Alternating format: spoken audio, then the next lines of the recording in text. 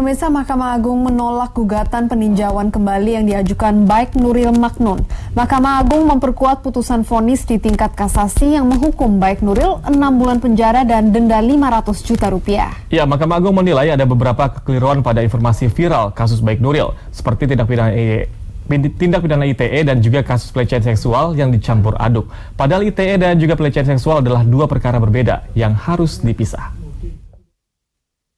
Mahkamah Agung menolak putusan peninjauan kembali yang diajukan terdakwa kasus penyebaran konten bermuatan asusila Baik Nuril Maknun. Mahkamah Agung memperkuat vonis di tingkat kasasi yang menghukum Baik Nuril 6 bulan penjara dan denda 500 juta rupiah. Putusan ini menuai kontroversi dan pro kontra di masyarakat. Mahkamah Agung angkat bicara menanggapi masalah ini. Juru bicara Mahkamah Agung Andi Samsan Nganrol menyatakan tindakan Baik telah melanggar Undang-Undang Informasi dan Transaksi Elektronik Pasal 27 ayat 1 Jungto Pasal 45 ayat 1 karena telah merekam secara ilegal dan menyebarluaskan konten bermuatan asusila dan tidak berkaitan dengan pelecehan seksual. Andi mengatakan Mahkamah Agung berkedudukan sebagai judex juric, yakni mengadili perkara dalam tingkat kasasi. Tidak lagi mengotak-atik fakta, mengungkap kronologis fakta di persidangan seperti halnya di Pengadilan Negeri dan Pengadilan Tinggi.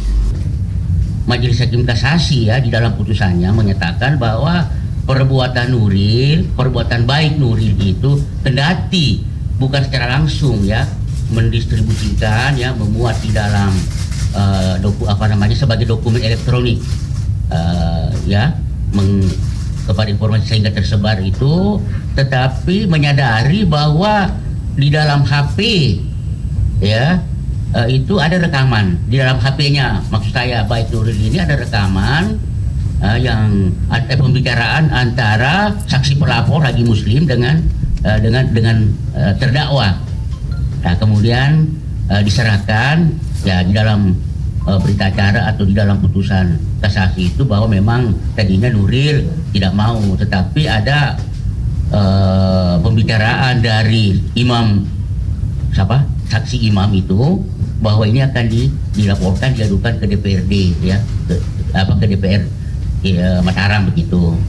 Nah, sehingga diserahkanlah. Nah, perbuatan ini dianggap bahwa dia menyadari jadi bahwa padahal ada muatan di dalamnya itu pembicaraan yang terkait dengan kesusilaan, dan di samping itu juga ada yang melibatkan pribadi seseorang pribadi dalam hal ini ada muatan di dalamnya itu yang bisa bisa dipidanakan terkait dengan undang-undang IT, mengandung muatan kesusilaan, pembicaraan yang bisa dipidana menurut undang-undang IT.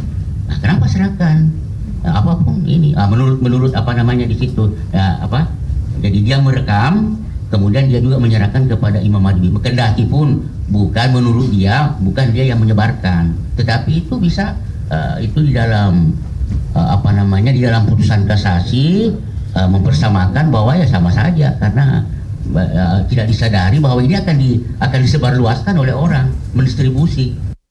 Saat ini perkara yang berkaitan dengan unsur pelecehan seksual yang dialami Baik Nuril masih dalam penanganan Polda Nusa Tenggara Barat dan belum masuk ke pengadilan. Sementara Baik Nuril sendiri pasca putusan Mahkamah Agung yang akan mengajukan amnesti ke Presiden. Nasib yang dialami Nuril berawal pada tahun 2012 silam. Suatu hari ia menerima telepon dari kepala sekolah bernama Muslim. Dalam perbincangan itu, Muslim menceritakan tentang hubungan badannya dengan seorang wanita yang juga dikenal Nuril. Karena masalah dilecehkan, Nuril merekam perbincangan tersebut. Pada 2015, rekaman itu beredar luas di masyarakat Mataram dan membuat Muslim geram. Muslim lalu melaporkan Nuril ke polisi karena merekam dan menyebar rekaman tersebut sehingga membuat malu keluarganya. Igus Yayus Treningsi, Angga Hikmayandi, JAK TV.